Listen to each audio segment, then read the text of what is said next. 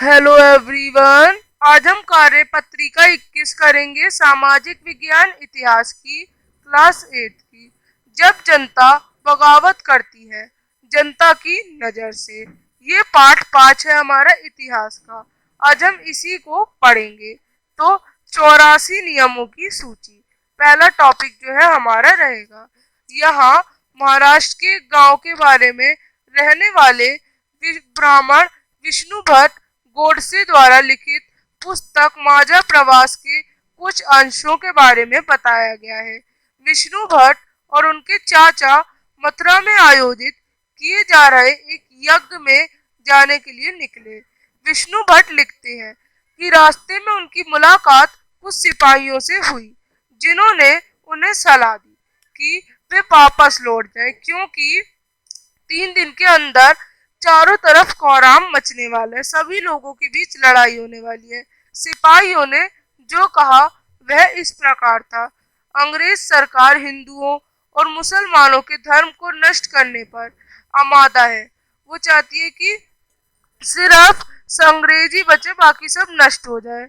उन्होंने 84 नियमों की एक सूची बनाई और कलकत्ता में सारे राजा और राजकुमारों की मौजूदगी में इन 84 नियमों का ऐलान किया। उन्होंने सिपाहियों ने बताया कि राजा इन नियमों को मनाने के लिए तैयार है। उन्होंने अंग्रेजों को घातक परिणामों की चेतावनी दी और वो ये नहीं चाहते।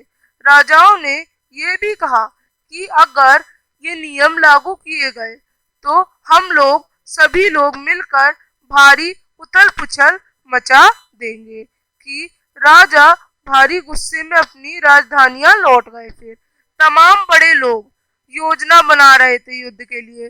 धर्म युद्ध के लिए तारीखें तय कर ली गई थी और मेरठ छावनी के लिए गुप्त योजना भी तैयार हो रही है। ऐसा उस सिपाही ने उस विष्णुवट गोडसे और उनके चाचा को बताया। अब आगे स्रोत 2 में जल्द ही हर टुकड़ी से उत्तेजना छा गई, इसके बारे में बताया। उस दौर की एक और झलक सूबेदार सीताराम पांडे के स्मरणों में मिलती है, जो बंगाल नेटिव में 1812 ई में एक सिपाही के तौर पे भर्ती हुए और 1860 में उन्होंने अपनी रिटायरमेंट दे दी। उन्होंने बगावत को दबाने में अंग्रेजों की मदद की। हालांकि उनका बेटा भी विद्रोहियों के साथ था, पर वो अंग्रेजों के साथ थे। अंग्रेज ने उसे सीताराम की आंखों के सामने ही मार डाला था।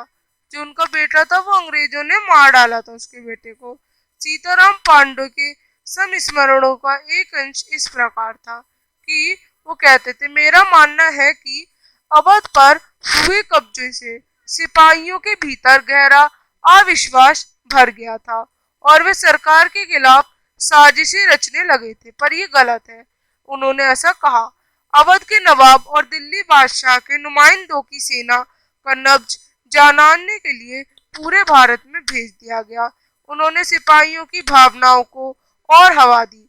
उन्होंने सिपाहियों को बताया कि विदेशियों ने बादशाह के साथ कितना बड़ा धोखा किया है। उन्होंने हजार झूठ गढ़ डाले और सिपाहियों को अपने मालिक अंग्रेज के खिलाफ बगावत करने के लिए उकसाया, ताकि दिल्ली में बादशाह का दोबारा गद्दी पर बैठाया जा सके। उनकी दलील थी कि अगर सभी सिपाही मिलकर काम करेंगे और इन सुझावों पर अमल करेंगे तो सहयोग में इसी समय सरकार ने हर एक रेजिमेंट के कुछ लोगों को नई राइफल के इस्तेमाल का तरीका बताने के लिए अलग अलग छावनियों में भेजा है। इन लोगों ने कुछ समय तक सिपाहियों का प्रशिक्षण किया। इसी दौरान ना जाने कहां से खबर फैल गई कि इन राइफलों में इस्तेमाल करे जाने वाले कारतूस गाय और सुअर की चर्बी के लेप चढ़ाए जाने पर बने हैं। हमारी रेजिमेंट के लोग दूसरे लोगों को लिखकर ये खबर भेजने लगे और जल्दी हर एक रेजिमेंट में उत्तेजना का माहौल बन गया। लेकिन जैसा कि मैंने पहले भी जिक्र किया कि अवध पर कब्जे के कारण सिपाही पहले ही गुस्से में है। स्वार्थी लोगों ने फौरन ये कहानी भी गढ़ दी कि अंग्रेज तो सबको ईसाई बनाना चाहते हैं, इसलिए उन्होंने कारतूस तरीके अपनाए हैं और दोनों को भ्रष्ट करने का कहा है। तो ये सब बताया गया है। अब प्रश्न, माझा प्रवास के अनुसार सिपाहियों ने विष्णु भट्ट और उनके चाचा को वापस लौटने को क्यों कहा? क्योंकि रास्ते में कुछ सिपाहियों ने उनसे कहा कि उन्हें यात्रा पर आगे नहीं जाना चाहिए, क्योंकि 3 दिन बाद एक भारी उथल पुथल होने वाली थी।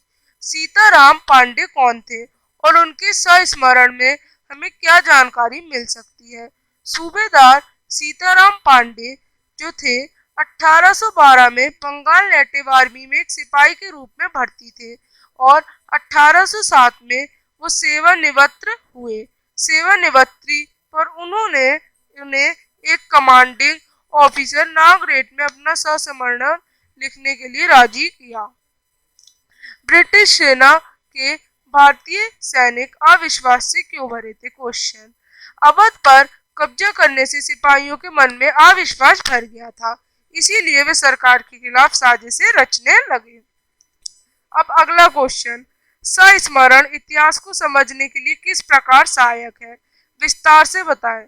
संस्मरण इतिहास के बहुत करीब और हमें इतिहास के बारे में अधिक जानकारी देता है, इसलिए साक्ष्य है और ये लेखकों की भावना और व्यक्तिगत विचारों को बताता है और उन कामों के लिए जहां साक्ष्य की समिति हो वहां काम करता है।